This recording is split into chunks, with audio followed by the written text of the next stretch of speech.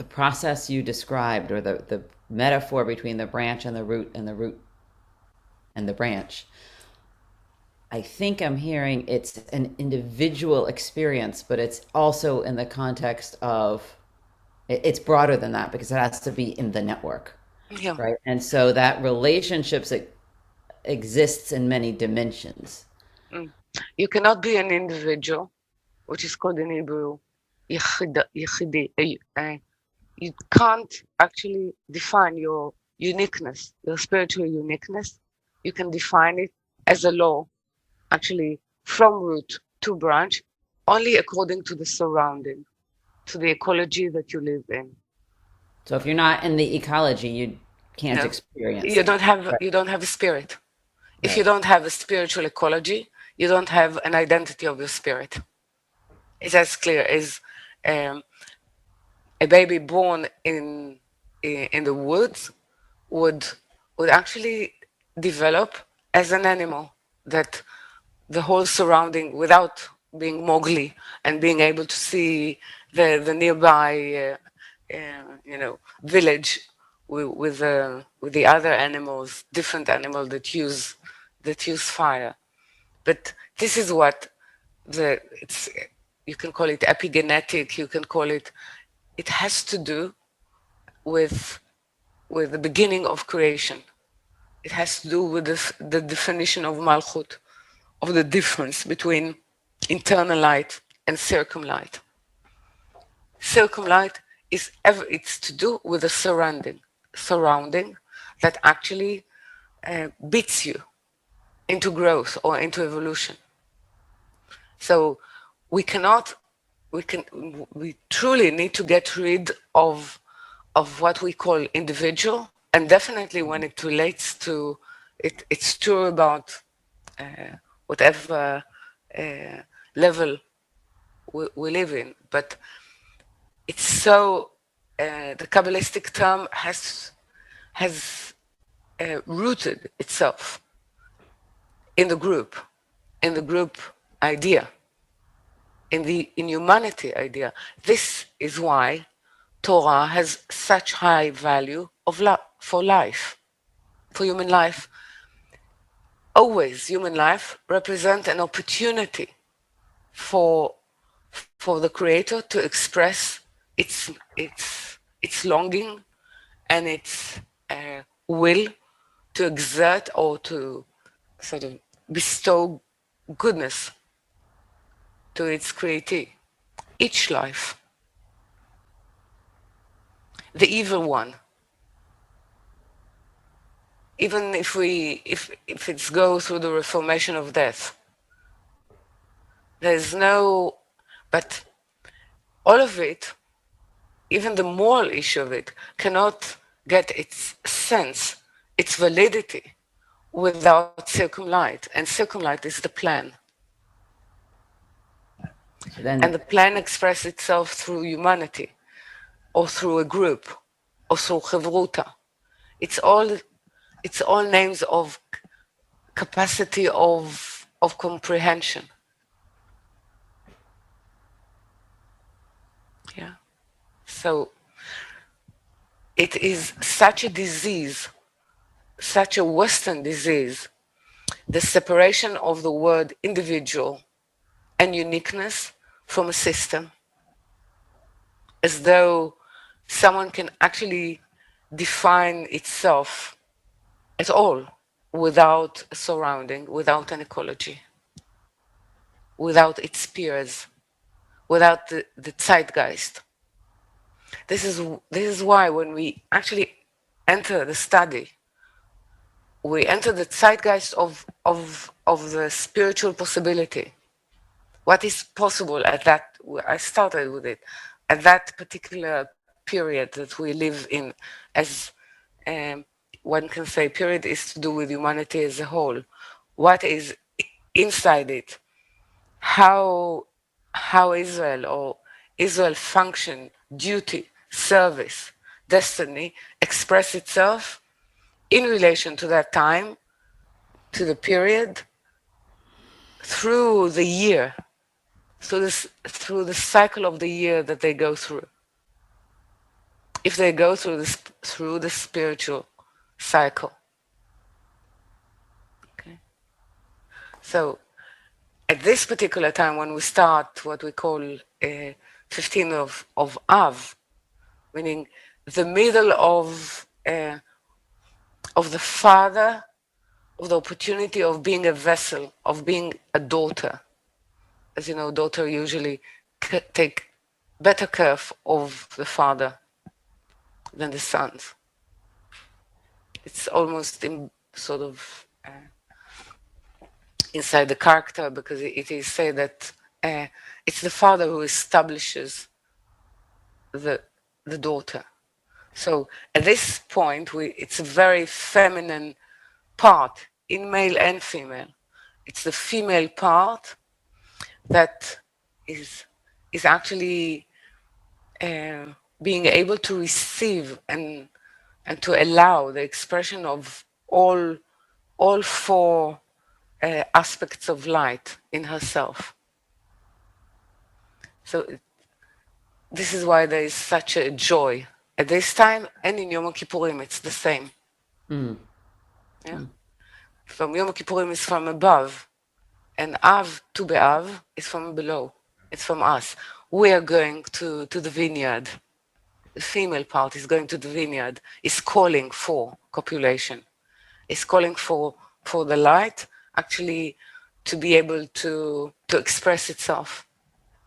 We are given free will in order to choose,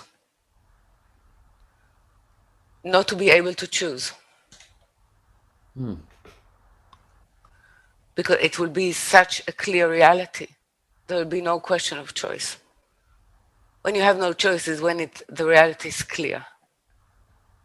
There is a unity in the presence of something. So actually the choice that we have been given is to cause a state in which we will not be able, we will not need to choose. Everyone will know God. Everyone will know the Creator. So there's no choice there. Because you know. And when you know, there's no question of choice. But you need choice in order to get to the state of knowing. You need to choose knowing. And then we need many people to choose knowing. Exactly. So it creates an environment of knowing. We can attain higher than that. Definitely we can, as a group, we can attain, one can say, ghost of nefesh. We can attain even spirit of nefesh. So it depends on one can say of the thickness, meaning thickness is the need and the need for reformation, the need of correction, the need for being able to serve, the need or the depth, one can say, the depth of separation that need reconnecting. So, and all of it is in the light, through the perspective of that which need to dress, meaning to give consistency to the presence of the higher. So when you can say that a group in its mission and in its destiny can reach not as an individual, but let's say in a certain presence of a gathering or certain presence of usually night study, but study can reach this expression of need and therefore form in itself, even for that moment, a particular draw or constancy of presence that when it will get to sweetening, it will deposit it in as a new power in divinity. So it can reach quite high level of attainment, but not as a constant sort of a constant constitution, not of the individual and not of the group, but it's a constitution of a particular time of study and prayer. It's like, think about it, like Israel at the time of standing at the foot of Mount Horeb, receiving, being able to, being given Torah and being able to receive it, but for a very short time. But this action actually creates such an impression of possibility, of spiritual possibility for the whole world. But they lost it. Okay, they lost it with the golden calf. They lost it even on many occasions. So it seems that there is a pattern that we need to get used to it inside the journey of the work. That attainment is very particular. It's particular to a need of a service that you will not benefit from it as a constant sort of constitution of yourself as a spiritual being. You can see it. Actually, it's very clear if you look deeply into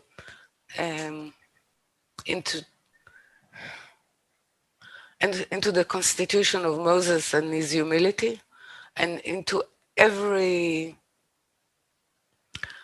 great Kabbalist, from Ashby to Baal Sulam. In everyday life, they never consider themselves to be any special person. They felt themselves as any human being. There was only when the mission is activated, then you get the spiritual attainment. Then you get the sense of it. We, and I'm saying we, which when I need to say you, but let's say we expect spirituality to serve us, and we don't actually accept the terms of for the time or for the moment that it can serve. It becomes of service, of value to divinity, to the whole humanity, and to the way that the Creator is building the vessel as a constant vessel. We cannot be constant vessel till we get to the end of Reformation and what is called the world to come. And it's a very, very, very unpopular perception among spiritual people, or those who wish to be spiritual. Clear what I'm saying? It is clear. I'm just wondering, how do we build like the nefesh of the world, like around? How do we do it on a personal level? How do we, What is actually, when we speak about nefesh of spirit, what we actually mean? So we need to look at nefesh. Nefesh is the first expression of a form of existence or a form of life. Nefesh determines actually whether you're a human or a plant or an animal. Okay. So our work is actually to establish an expression of body of spirit. The first expression of body of spirit is the soul of the world. It's a reformation of all life, definitely human life, with a recognition of their identity. Their identity as spirit, or their identity as not only as a speaker, of those who have the ability to not to speak, or if they speak, they are actually expressing the speech of the higher, the discourse of the higher. So this is a consciousness and a form. because each form is built, each body, which is form, is built or is forming itself according to that which need or wish to express itself through that body. So if our work, the work of Israel, is building a form, meaning a vessel, that the higher or the creator can express its speech, its discourse, its will, can express itself through the human consciousness, it will be called the soul of the world. Yeah, it will be a form of consciousness in which this is when the prophecy is describing it, that we will all will know him. All will know him is the soul of the world. Then inside it there will be levels. Yeah, but you will say the platform. What we have today is a platform of existence, a corporal existence. What our consciousness or the form of it will be a form of different consciousness of knowing the creator, of knowing his presence. And that would be called the soul of the world. Because it will have a union of a vessel that the creator will can express itself in or through.